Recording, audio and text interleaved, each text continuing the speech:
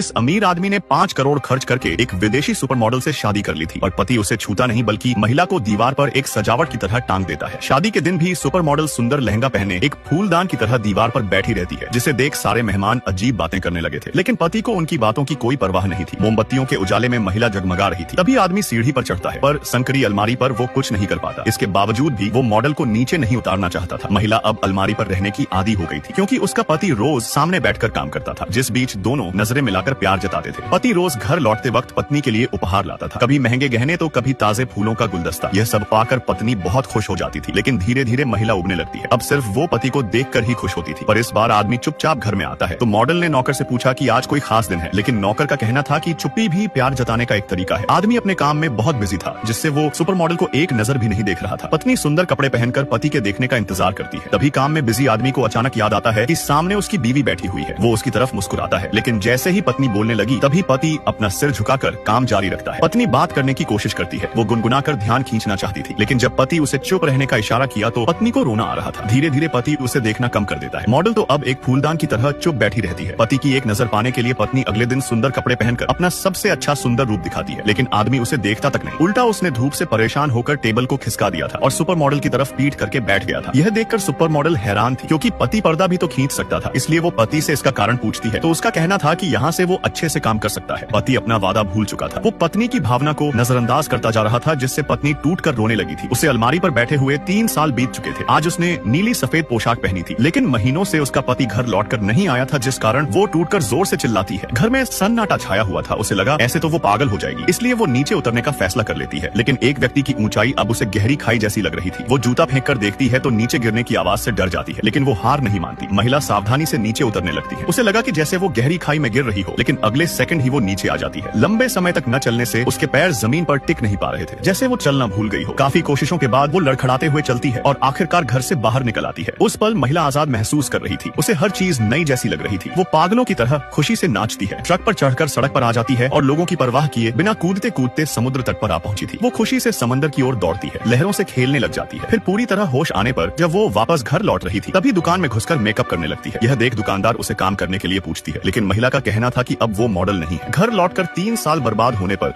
उसने गुस्से में अलमारी को तोड़ दिया था, लेकिन 1 साल बाद वो दुकान में फिर से फूलदान बनने का काम करने लगी थी।